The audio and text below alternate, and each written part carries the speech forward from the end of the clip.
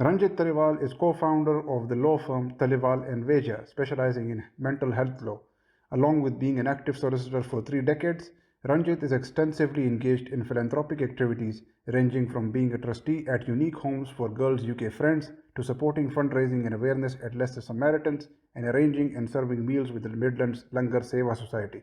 In this podcast, we talk to Ranjit about finding the energy to bring the philanthropic spirit into SMEs and what it can do for us personally and professionally.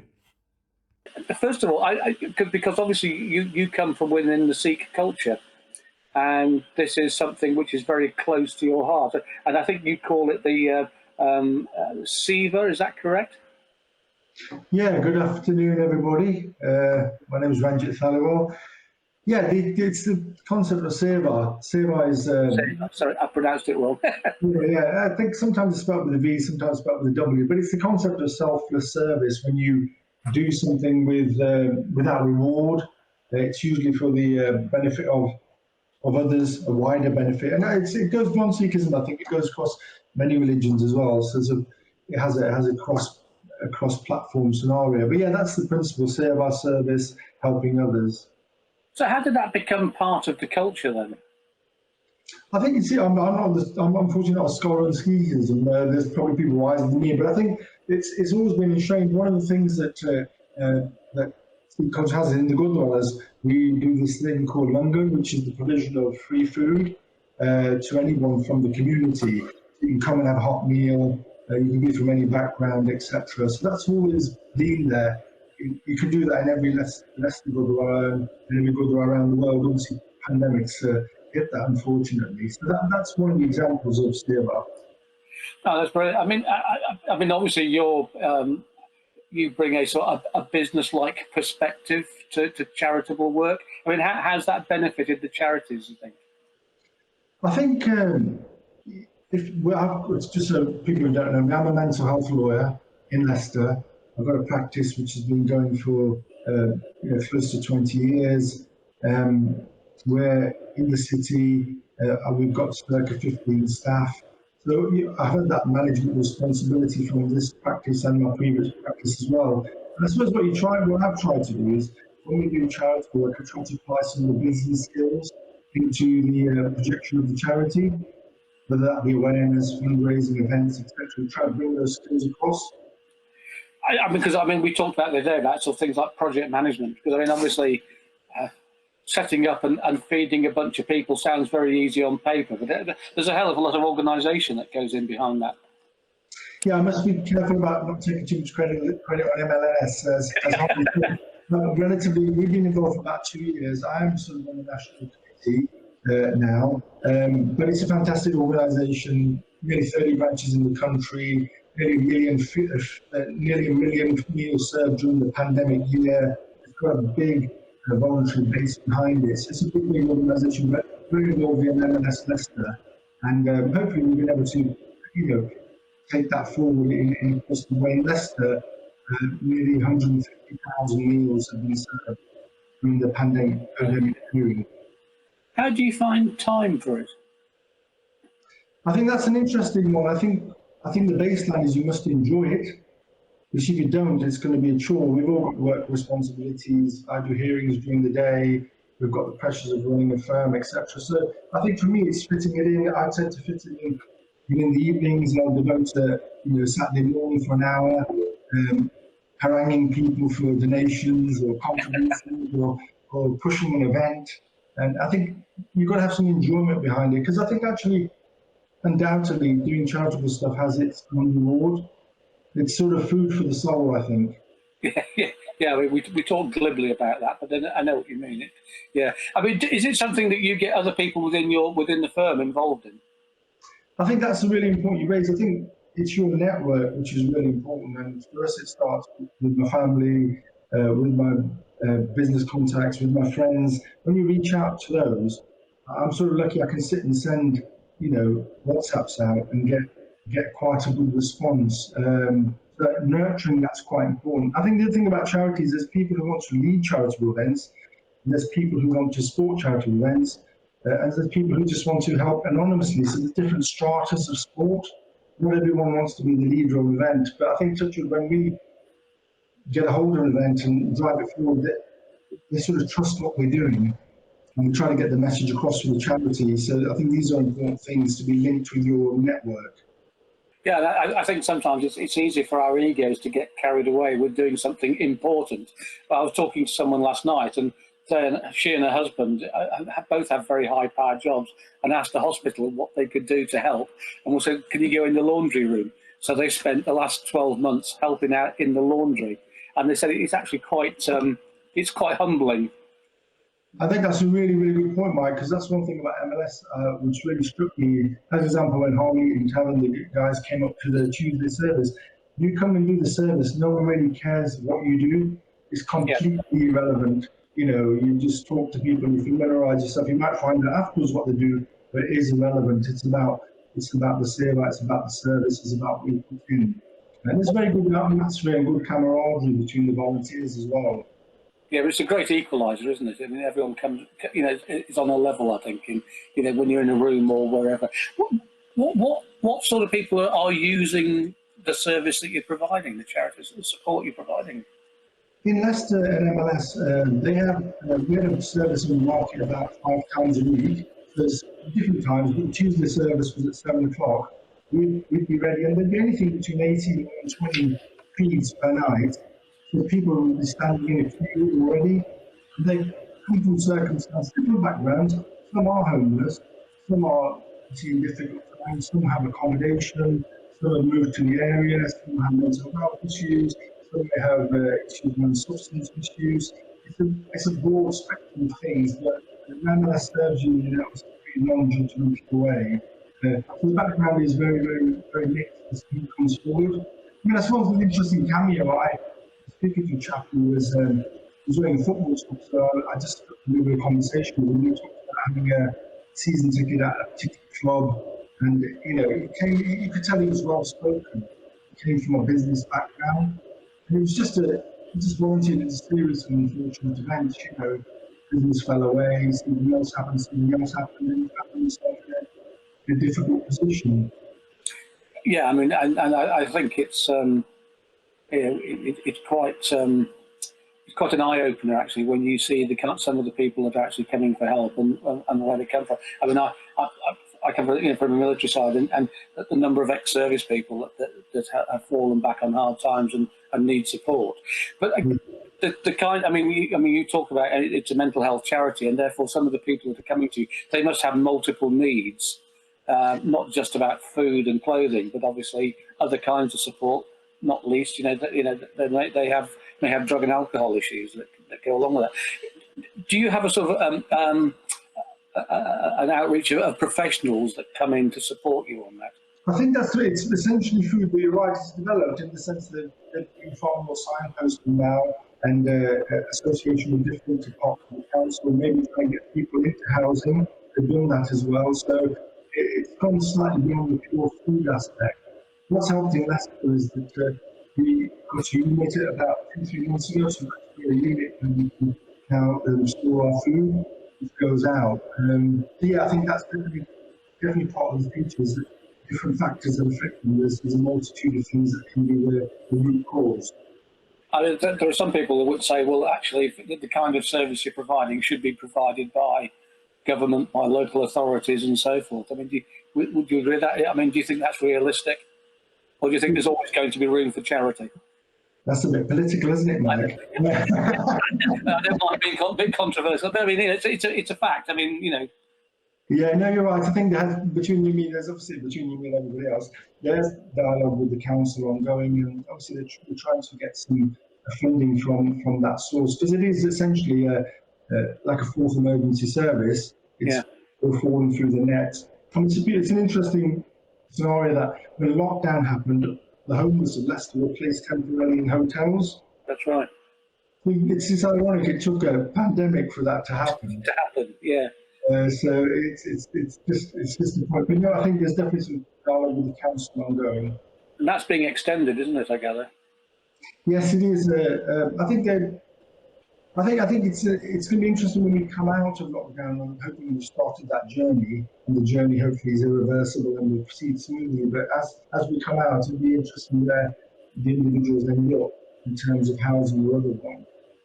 Yeah, I mean, because there's an argument that says the amount of money it would take to look after them is minuscule in comparison to what's already been spent during this pandemic, you know, supporting business and so forth. Absolutely, absolutely. Yeah, I gather that the numbers of homeless, for instance, has been far higher than was anticipated as well. I think it's always been a controversial subject how many actually truly homeless, because there's been a debate as to the amount that are out there. But I think certainly those going back now were sleeping, they started to creep back.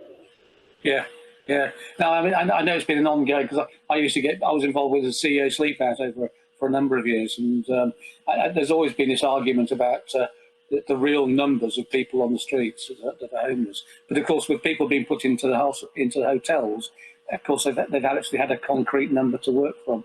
But it's been considerably larger, I think, than was originally thought. Yes. Yeah. So where, I mean, you obviously see the kind of service that you provide is going to be an ongoing. There's going to be an ongoing requirement for it. I think it will be. I mean, what's happened recently is, talking about MLS, there's different services that go in. There's an evening service which takes hot meals down to where people are residing. And that includes people in private dwellings who are in difficult circumstances.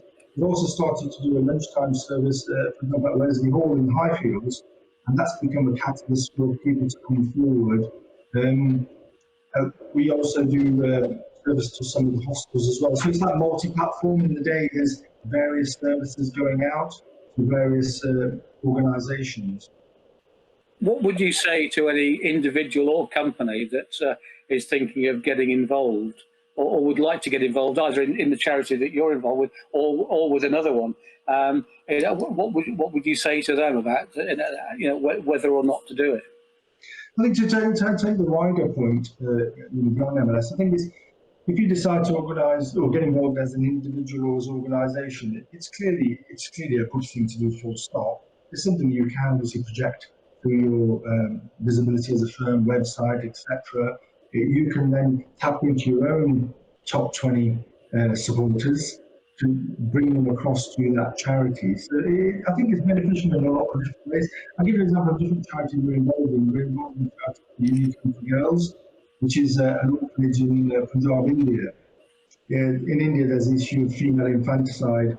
Baby girls are sadly discarded. So this home has a safe deposit box built into the wall, cradle, established in early 1990. And a decade ago, myself and my wife, in our district of Punjab, it's near where our ancestral villages are. We liked it. We registered as a UK charity circa 10 years ago, UK Friends of Unique Home. And we've currently got 11,000 people following on Facebook. We spent £250,000 probably in the last 2.5 years to the home. We've got a really strong presence, and that all started from a ground zero situation.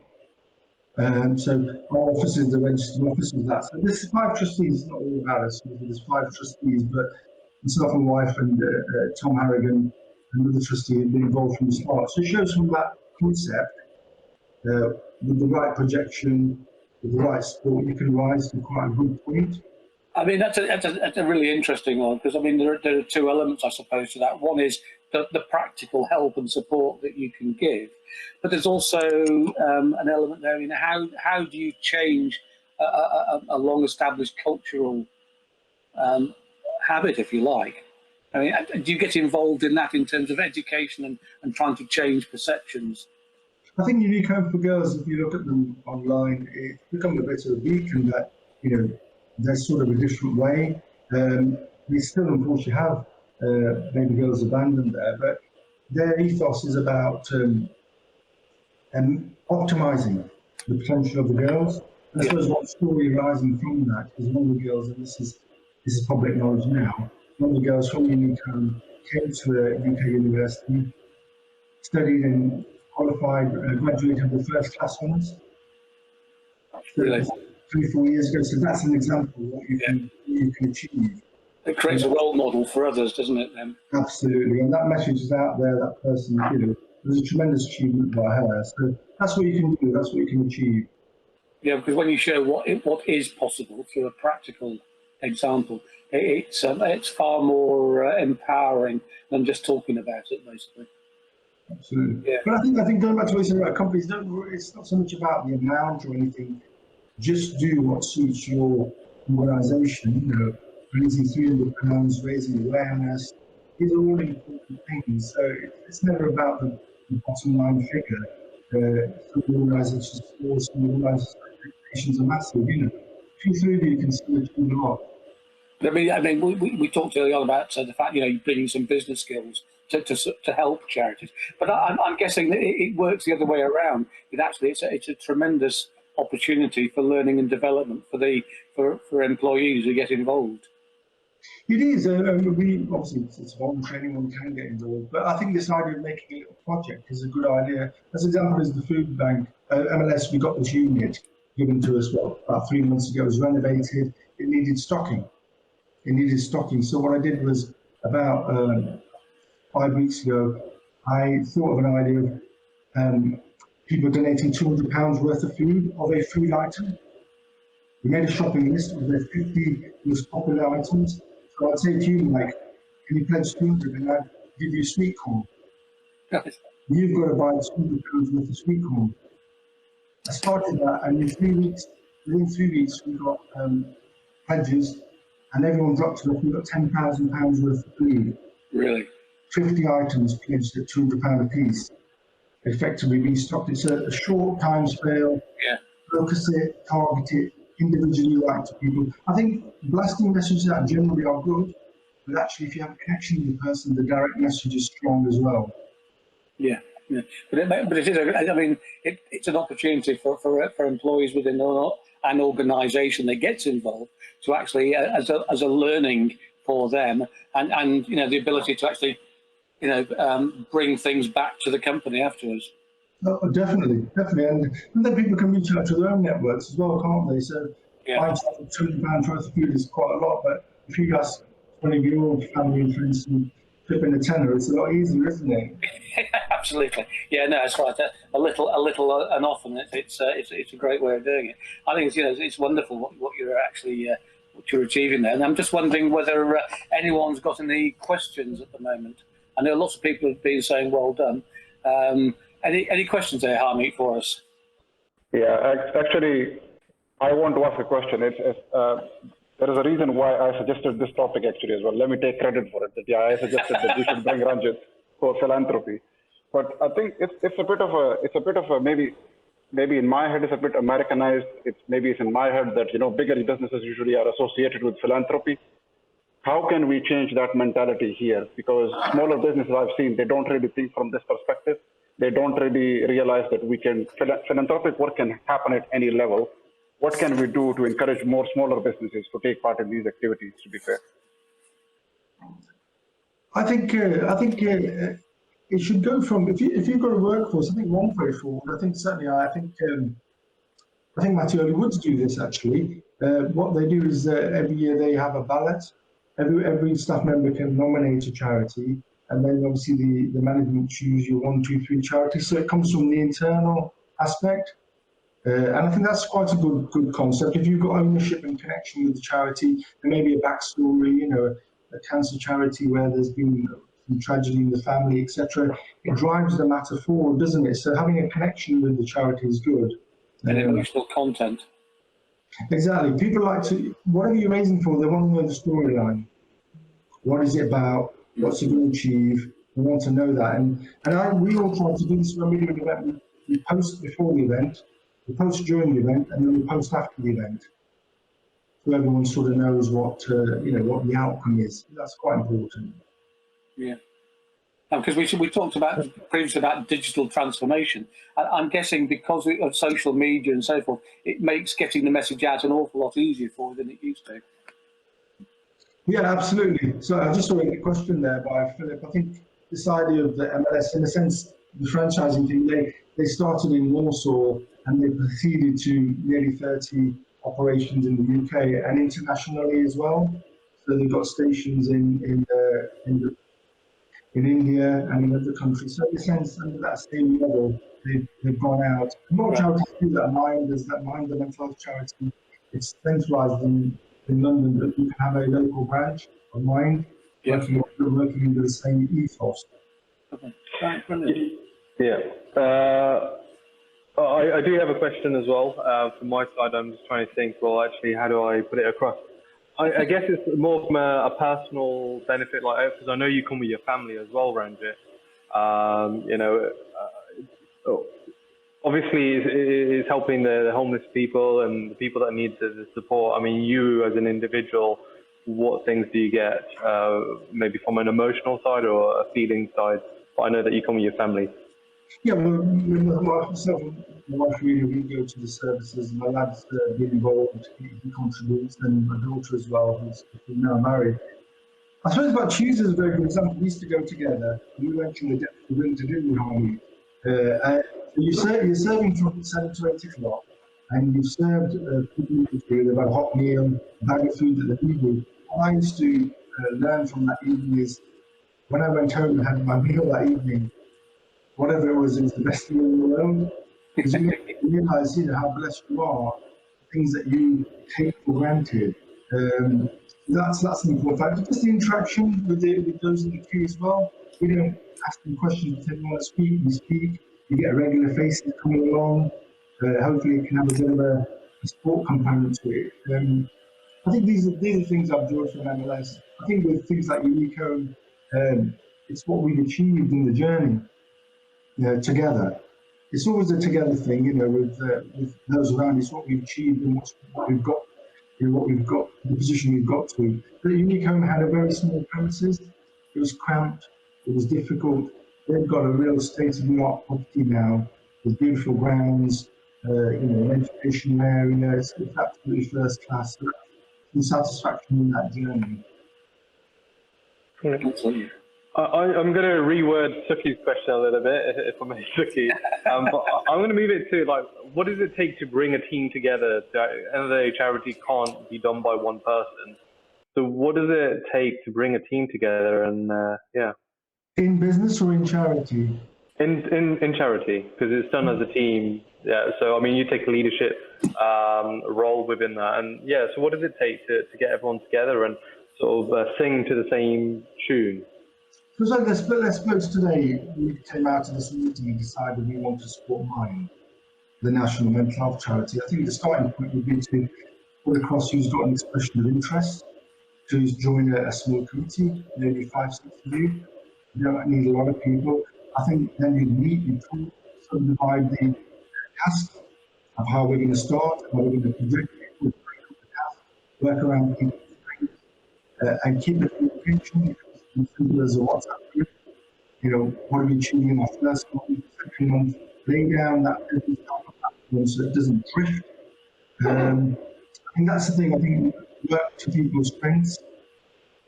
I think that's the way forward. Let it come from those who are interested in the concept, really. Cheers, thank you for that. Gives us food for thought as well for some of the things that we're doing. Sandra says she's got a bottle of bubbly waiting. Let her know if you're doing it. So, cheers for that, Sandra. We've got a question from Arandika. Is there an inspirational story you could share which you think had a really big impact? Which someone's message that's gone, which made you say wow? So when you've been in part of the charity, moments when you've said wow, and you've been completely humbled, if you could share maybe a story of that. Yeah, two quick ones. I think more recently, I think when the MLS Unit opened, it's a national sort of organisation, and we had the signs put up, and a chap just saw the sign. I wasn't there. And again, there was a leader rest. He just knocked on the door of the unit was still being refurbed, and knocked on the door. He said, "Are you MLS?" He said, "Yeah, we are." He said, "Hang on a second." The bloke had bought 30 crates of Coca-Cola to take somewhere. He came round and donated all 30 crates to the unit and said, "I'll get some more." I thought that was pretty good. And then when it comes to Unico, the leader of Unico, the founder is a lady called Prakash Kaur. She's founded it from a pretty difficult position back in the early 90s. And the stories of young baby girls being discarded are very sad. So you still sometimes get a call where a baby girl's been abandoned and left in the field. There was a baby girl that was left near a cow, and she has to then do an emergency trip to collect the baby, and she bring it forward for any emergency medical treatment, and then bring the girl into the home. So it's an amazing journey that from that point they carry on all the way to adulthood, through to achievements such as the first class honours I talked about.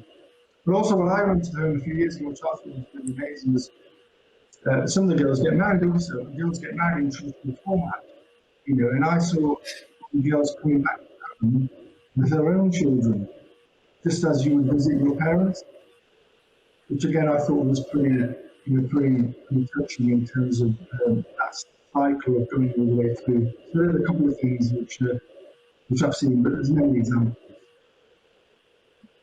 That's good. I think it's. I think sometimes when companies are thinking about, well, what can they do to help with a charity, and of course, we see the practical bit where you're serving meals and so forth, but forget that behind every charity there's a lot of support that's required, and companies can provide support.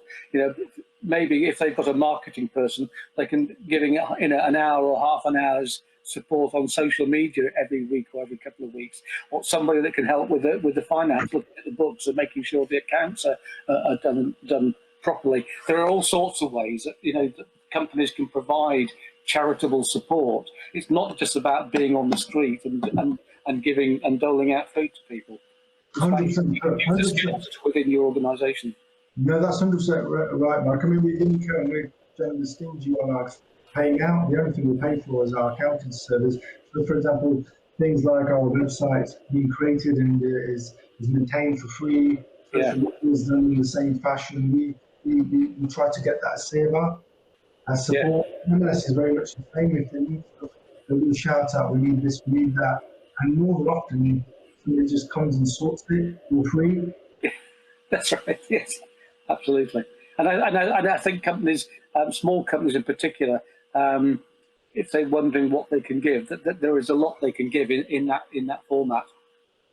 Definitely, 100%. And you can just go to your own skill set. Within the company, you've got your own skill set, and that skill set may be required to project the charity forward. So you're right. The services are very helpful.